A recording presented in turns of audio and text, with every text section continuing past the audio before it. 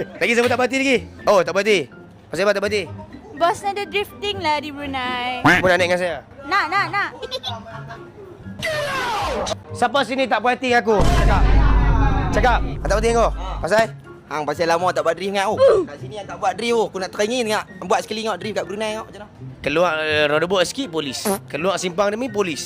Bila time kau nak buat? Buat kat Malaysia lah. Tunggu kat Malaysia, okey? Kat Malaysia, okey? Lagi? Siapa lagi tak berhenti? Pasal? Alah, potong cyber aku semalam aku duduk tidur. Okey. Lagi siapa tak berhenti lagi? Oh, tak berhenti. Pasal apa tak berhenti? Bos ada drifting lah di Brunei. Kau nak naik dengan saya? Nak. Bukan tak mau buat drift apa dia? Bini nanti maki yang kat Malaysia. Hang duduk kat sini perempuan nak naik dengan hang dapat gila. Dah, saya bukan tak nak drift guys. Di sini tak boleh. Kita ikut rules and regulation negara orang. Kalau dekat Malaysia, di tempat saya, ya, lock up selalu. Tak nak. Lagi siapa tak berhenti lagi? Dah. Kerak-kerak tak gambar perempuan pun. Orang lain pun nak juga. Masalahnya orang perempuan nak tengok gambar aku. Aku boleh buat apa? Orang nak tengok gambar saya, sebab saya senyum je lah. So lepas ni kalau korang datang event, korang nampak dia kata, takkanlah gambar dengan saya. Takkanlah gambar dengan saya.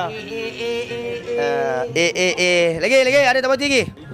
Bos, sebab bos tahu jual stiker. Stiker Chen Motorsport? Ya. Oh, kena jual lah stiker Chen Motorsport Di Syuk Havoc mungkin ada. Takkan ke bandar, di Rudung, kat sana ada. Ada lagi tak berhenti? Tak berhenti siapa? Janji nak balik Malaysia. Hang extend sampai sana. Punya taik hang ni.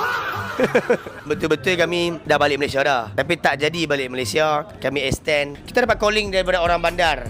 Paksa kita untuk pergi juga dekat bandar kan. So kita akan pergi ke bandar Jerudong. Jumpa korang dekat sana pada 1 hingga 5 Mei 2026 Syuk Havoc Festival. Choi Motorsport akan berada di sana. Yang best dia, buy one free one dekat sana. Setiap pembelian baju, korang berpulang dapat free sehelai baju lagi untuk 2,000 orang terawal sahaja.